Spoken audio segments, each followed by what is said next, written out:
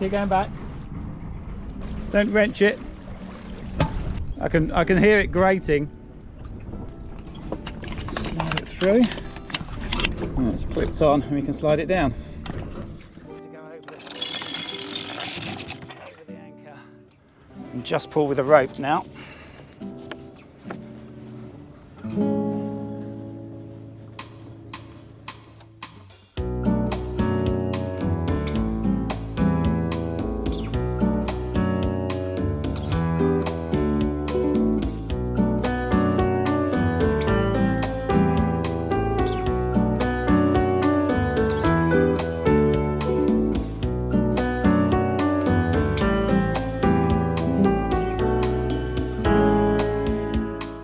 Hello and welcome to Montenegro, where we're continuing to be lucky with the autumn sun. We're basking in it. It's still like it's summer, so we're out sailing, enjoying the fjord, which is Montenegro. It looks like a lake. It does. I hope you like the film. Coming up, sailing out into the open sea in perfect conditions.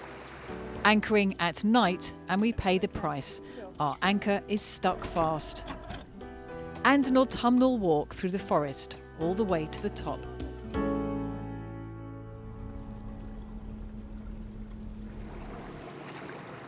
The mountains of Montenegro protect this inland sea, and this morning it is flat calm. The early haze of winter sun, as unexpected at this time of year as it is wonderful. Can you believe this is November? Absolutely amazing.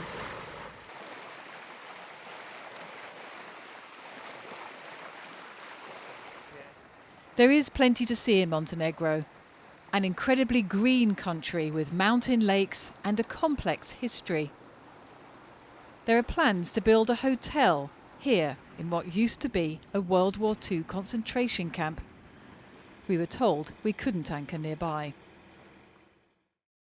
And so we make a less controversial journey, leaving the marina and travelling around the headland in search of the Blue Caves. Luckily for us, 20 minutes after we set off, the wind picks up from behind and we get sailing, putting up the main and then the staysail. It's times like this that we miss the Yankee, but the new one is coming in a few weeks.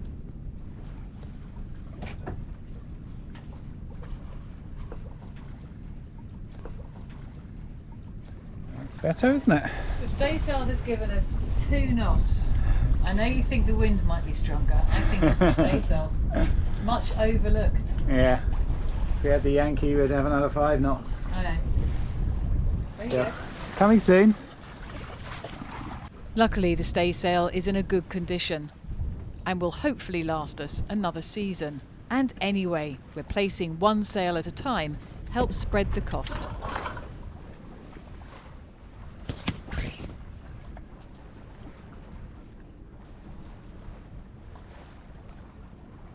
Oh, I don't know if you can see that, but it's a little bit rock and roll here. But we're just going to get the dinghy out and dinghy round to one of the blue caves that they have here. So Steve's pumping it up. Yeah, I think we're there. It's got a little hole in it, so it went down a little bit. Another thing to fix this winter. We hope the blue cave's just over there, but it's not where it said it was on Savinavi or Navionics, so we'll see. Well, I found it on Google Maps, so yeah. So let's hope that resorting to Google Maps helps us find it. Yeah. We're going to go and have a look anyway.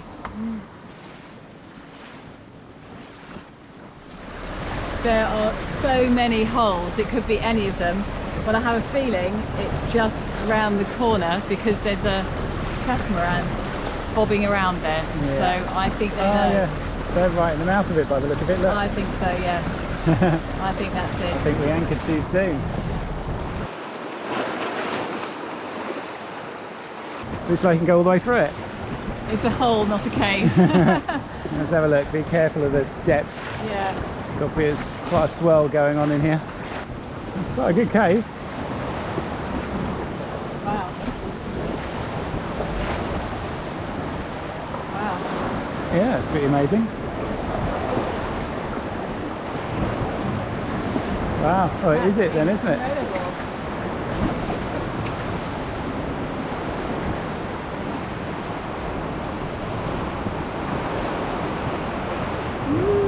I'm just trying to see. The cruise through to, yeah, it's deep. You can see. I know it's November, but I think the Mediterranean in November is not too bad. Okay. It's better than the spring. Let me know. We'll see. Wish me luck. Yeah, good luck.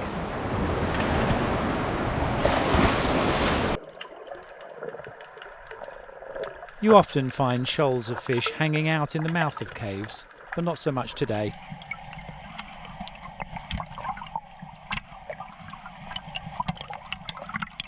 The light always makes a nice shade of blue though.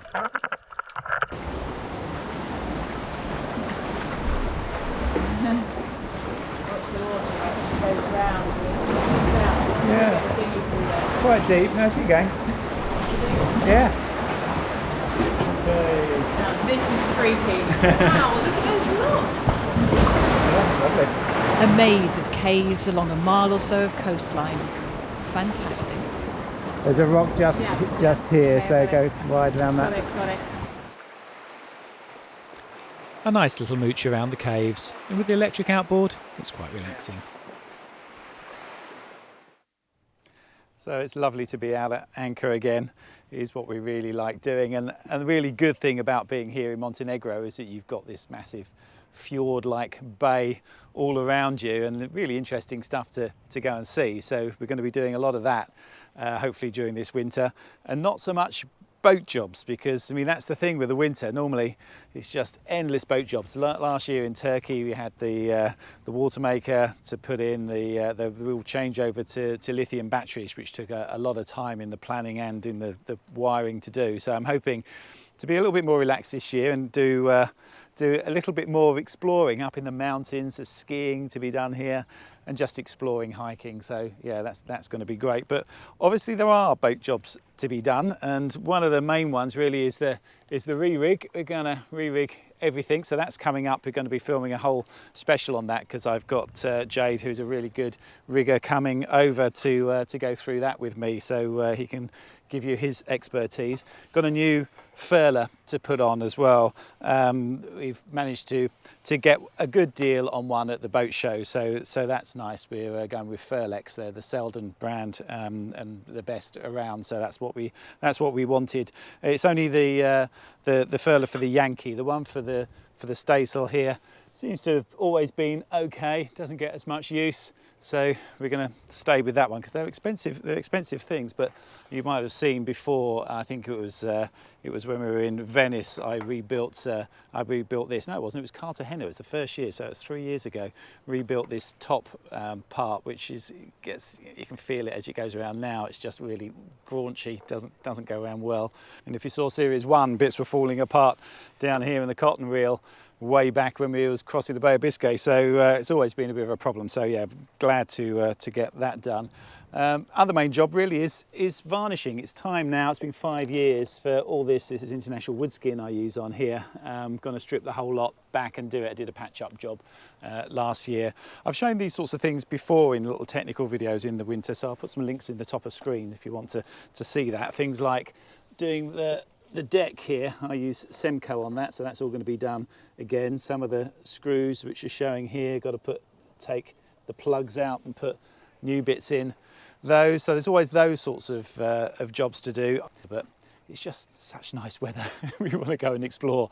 And with that in mind, I'm going to go and have a little look at the town over here, which doesn't look massively interesting from the sea, but reading about it, it's supposed to be a lovely old town. So let's go and have a look.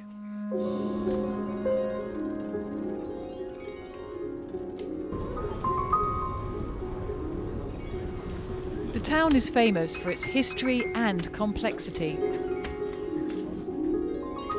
A fortress built on a fishing village in the 14th century.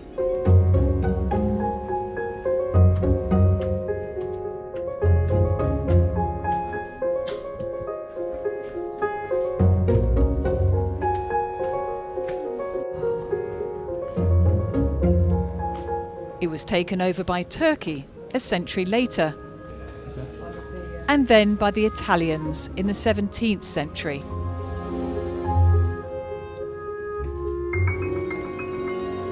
The clock tower was later built by the Austrians. It seems all of Europe has left a mark on this town.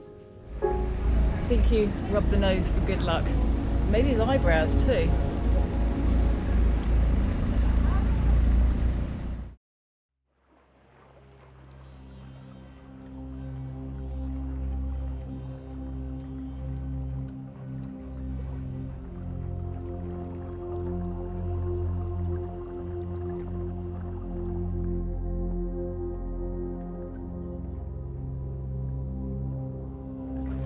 It is a little bit spooky having Farrell so close to this wreck. I think we won't stay here long. Just enough time to go and see these submarines.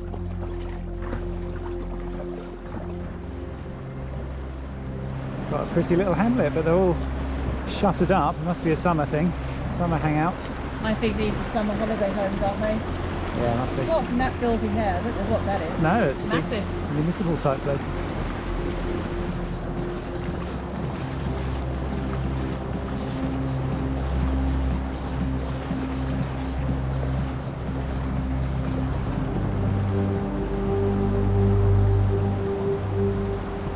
There are no submarines housed here at the moment, but the tunnels remain. This one is 100 metres long.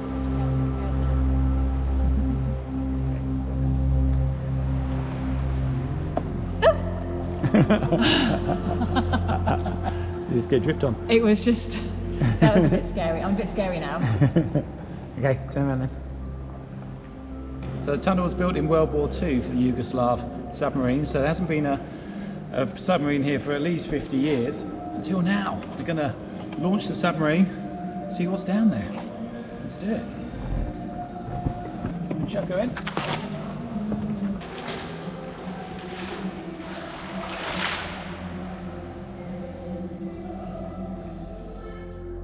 Some strange particles that make it look like it's snowing. So not much in the entrance, but we're coming to the dark bit because it does have lights on it, this submarine, so we'll see if there's anything lurking in the dark down here.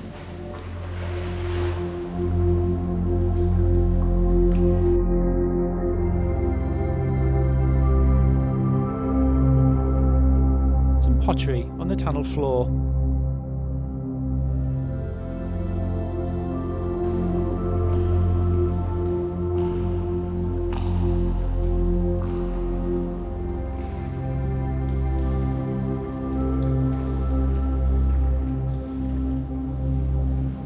And some colourful lichen type growth on the walls. But the tunnel doesn't seem to be home to any sea monsters.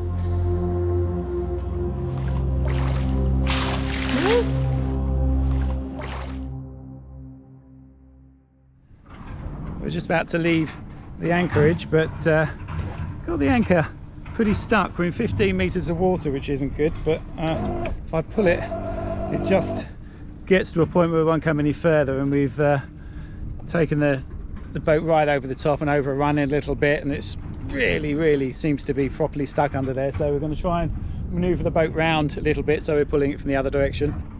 Keep going back. Give it a hard kick.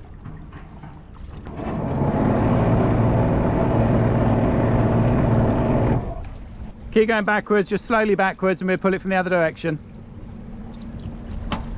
We're coming near to over the top of it now. That's good, just slowly, just slowly. Don't wrench it.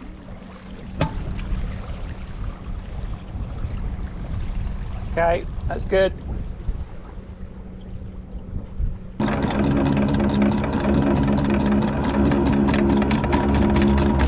Make sure the chain is tight over the top of the anchor and pull in another direction. Okay, I think that might be free. That might be free. So just stop us there, and I'll start bringing it up. Just forward slightly. Chain skipping isn't a good sign. Appears to be stuck. The red and yellow is my 20-metre marker. It's firmly still on the bottom. Plan B. Right, we're going to put the ring down across it. So what happens with this, So this slides all the way down the chain, so you unclip that, put it across the chain, it slide down all the way, and then hopefully we get it. Oh, we have to drive the boat over the top, get this to go over the shank, and then get over the top of it, and we pull it, and we're pulling the other end of the anchor. Then we're pulling just the anchor out backwards. So you can try it from the boat. I mean, it is possible to do it from a dinghy as well and try and pull it, but I think the way that's stuck, we'll probably have to do it with the boat and drive the boat forward and have the chain a little bit slack and have this tight, and then this should pull it in the other direction and hopefully get it out.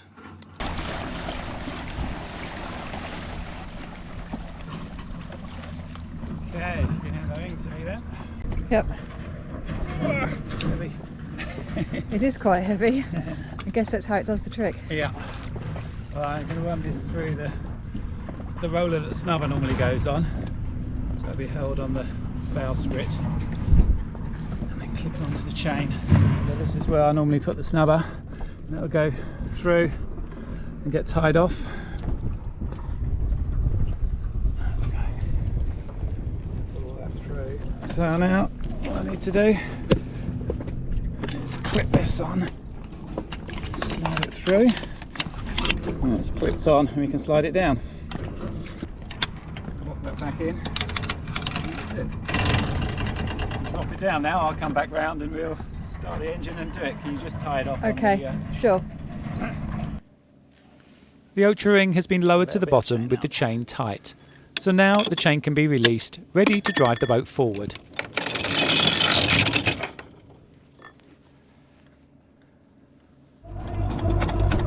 Just a blast. I know, I've just got to get this round.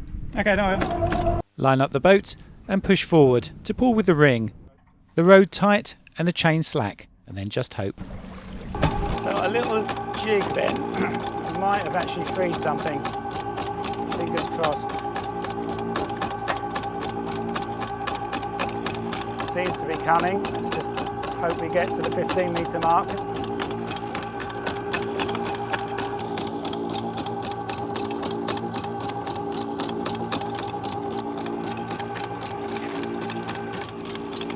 Done it.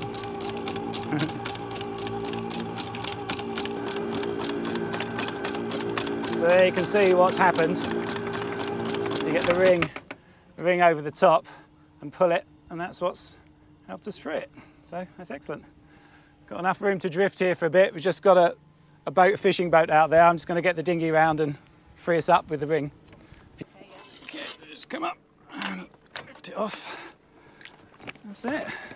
Lovely. All right, let's get going. Back in the marina and it's festival time. The good weather continues to fill the restaurants and the promenade is full of holidaymakers.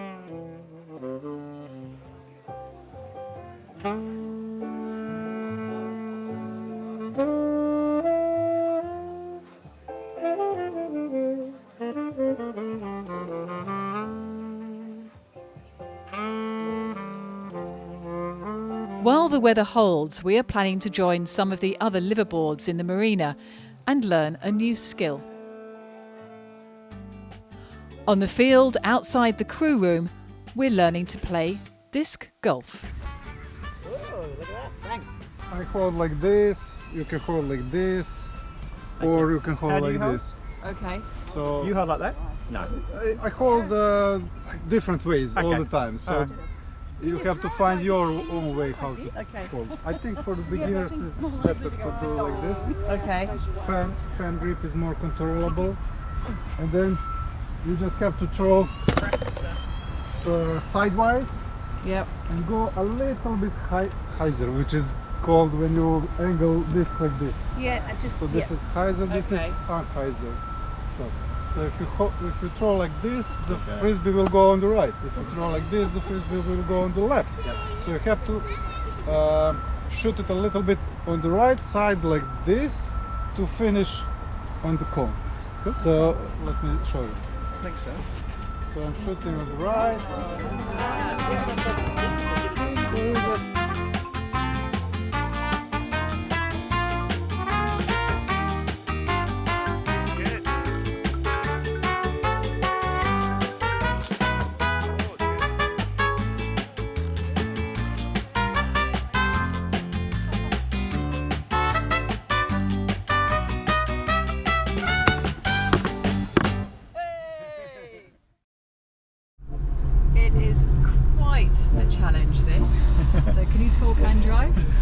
about. It's a bit narrow, so you've got to keep your eyes open and your eyes off the view. It's such a fantastic view down there. The switchbacks help us wind our way up the mountain to the Lovsken National Park.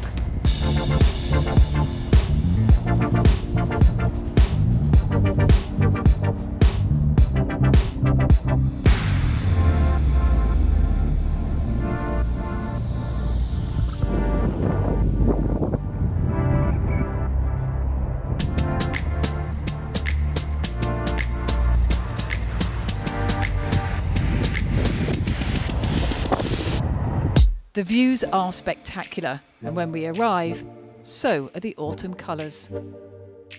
Well, I don't know how high we are, but I think it's pretty high because we've been caught out slightly. Come up in our t-shirts, it's boiling down below. It's actually quite cool up here, isn't it? Yeah, good thing I'm walking. Yeah, it's going to be a brisk walk, I think.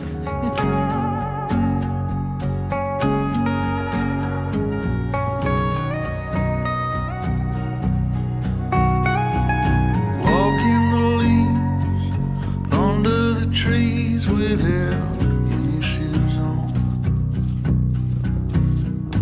and holding my hand to spin you around, and I sing you a song, taking a breath like taking yourself to the hospital, and I feel okay, almost the same, but I know I'm not healed.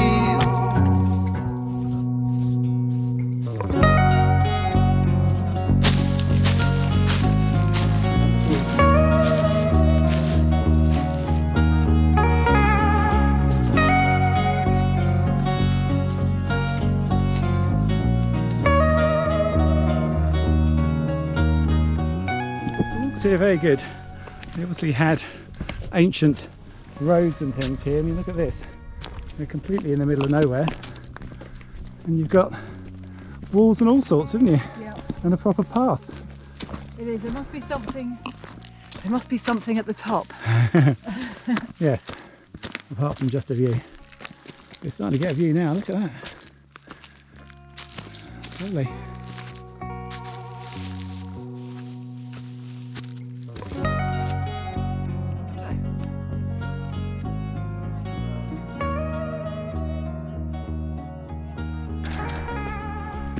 That's it, made it to the top. I think that's Lake Skarda. Oh yeah, it's just in the distance, in the haze. It was great, you got a 360 view. You have. Oh, the sun's just about to go down. Yeah, lovely. I think you can see it with this camera, but you can see out to the sea as well. Very nice. And after a walk, a curry. Did someone say curry? Well, it's Wednesday night, coming to the clubhouse because Wednesday night is curry night, best night of the week. A very good curry house right next to where the crew hang out. The Blue Room is the meeting place for the crew of the big yachts and the increasing numbers of liveaboards, all gathered together for a beer and a curry.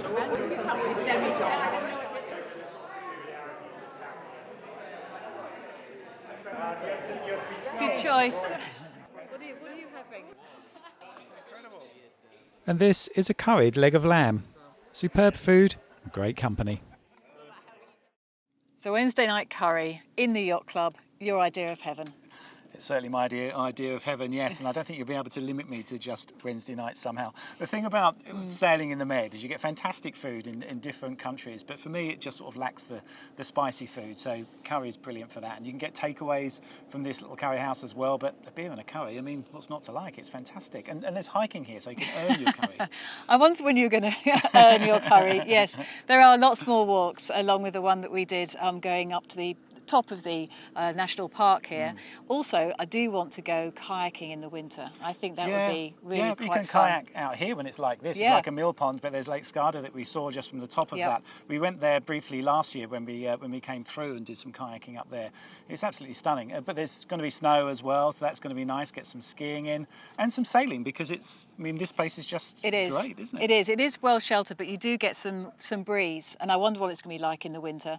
We're just going to have to be a tad more careful about where we anchor. Yes. I mean, we did get the anchor up in the end, and there'll be a longer video because it did take us a couple of hours. It did to actually do it. But the ultra ring saved the day. I have to say, it really did, because it was properly stuck. I mean, what happened is we came in. It was dark by the time we came in. We should never anchor in the dark. The last time we anchored in the dark in Spain, we got the anchor stuck as well. Oops. There were sort of rocky patches. But here, to be honest, I just thought the whole bottom was mud, and we were quite a way out, a bit deeper than we thought we would be. So we were in 20 metres almost, and you felt it as the anchor went down. It was, going across the bottom. I could feel it foot on the chain. You could feel it was hard. So we didn't actually set it because there's no wind. There's been no wind for about 4 days here, absolutely none. So we thought, okay, well that's fine. I got 40, 50 metres of chain out, more than that. Actually put 60, I think, and that was plenty. We didn't actually pull it in hard, but it's worked its way in somewhere. Something and happened. It really wasn't coming out. So it's only the ring that did it in the end, pulling it forward and getting it out. So you were about to get your diving gear on, weren't you? I would have struggled, I think, to get down that deep with my little bottle, but I would have had a go. Anyway, we have now got a full video about how to get your anchor out if it's stuck. So we'll be editing that over the winter and put that out. We didn't think we'd necessarily have that one. Anyway, and other videos as well, including more look around boats that we shot in Annapolis. We've got 3 or 4 more of those, so we put those out between the episodes. We only pick the best boats, so we've got some really good ones coming up, and the whole tour around the catamarans that we did with Heidi and Franny as well. So that's really good. So it's all to come. It is all to come. So thank you very much to our patrons, thank you to our subscribers, and thank you for watching, and we'll have more over the winter. Thanks for watching.